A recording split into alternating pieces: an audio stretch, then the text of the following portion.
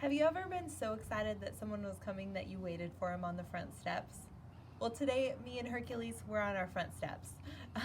And so you might hear a little neighborhood noise, but I wanted to tell you a story. When I was a kid, my brother, he got shot. There was a neighborhood kid who had this brand new pellet gun, and he was messing around with it, and he shot off something, and it happened to hit my brother right in the forehead. Well, my mom, because my dad was gone, had to take him to the doctor so they could dig it out. And the three of us girls were left at home, me being the baby. I just could not wait for my dad to get home. He pulled in the driveway and I burst out the front door and I said, "Dad, do you see all this blood all over the front steps? That's John. He got shot in the head."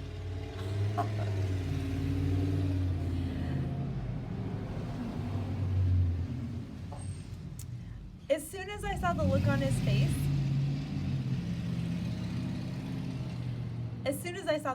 face, I just knew that probably wasn't the right thing to say. And my oldest sister was fairly disapproving as well. I was not supposed to spread the news that way, but it was just such good news. I mean, not that he got shot, but that I had the news. I just so wanted to tell it to somebody.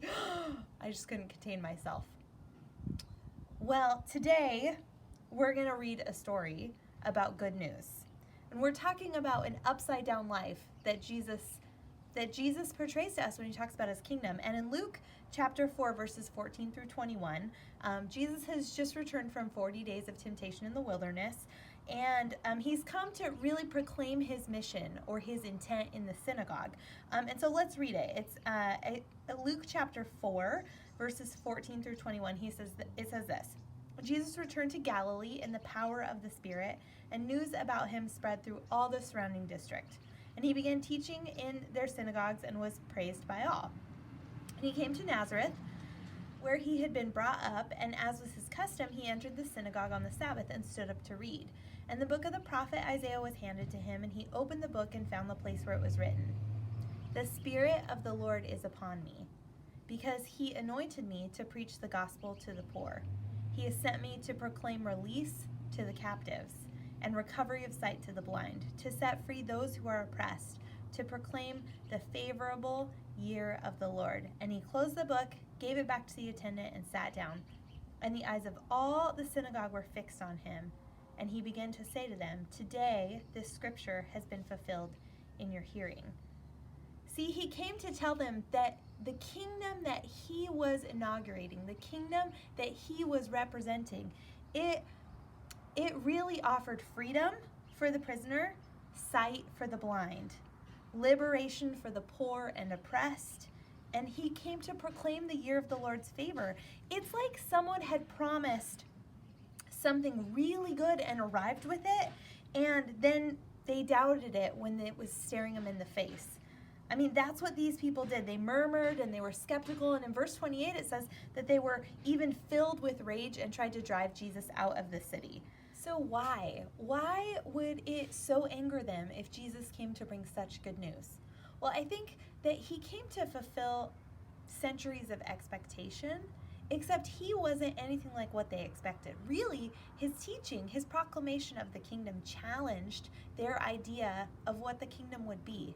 They expected the kingdom to be full of reward and kind of pomp and royalty, and they expected it to be something that was earned, and they expected the people that would benefit from the kingdom to be a certain kind of people.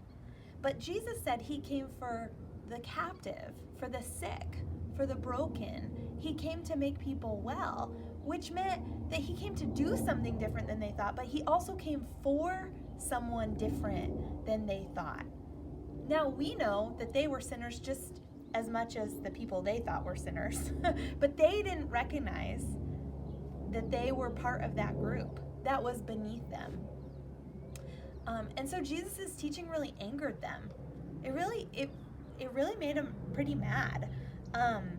So I want us to ask a question in response today. The first question is this: do we ever respond the same? Do we expect that we deserve the blessings of God's kingdom because we think we've earned them? That somehow we think we deserve the good things, not recognizing that we fit into the broken and prisoner and oppressed category, that we need his healing and his forgiveness and his freedom. Do we approach his kingdom in the right way, with the right expectation? I think that's a really important question, because that is the character of the kingdom. And it tells us a lot about the king, too, who he came for and what he came to do. So I want to challenge you with a response tonight. My challenge to you is this, really twofold. First, you might feel like you're stuck in your house, desperate to get out, you're quarantined, you need freedom in a very literal sense. But I want you to think about the ways that you have encountered a king who's brought you freedom, a kingdom that's brought you liberation and peace and healing and deliverance. How have you personally encountered God in a way that reflects this kingdom Jesus teaches about? The second thing I want you to consider is, who do you know that you could pray for that needs to encounter this kingdom? Not just because they're stuck inside, but because they desperately need peace and healing and forgiveness and freedom. Because that, my friends, that is good news. That's burst out the front door, blood on the steps. Can't wait to tell your dad the thing you shouldn't tell them. That kind of good news. But so much better. That's our King.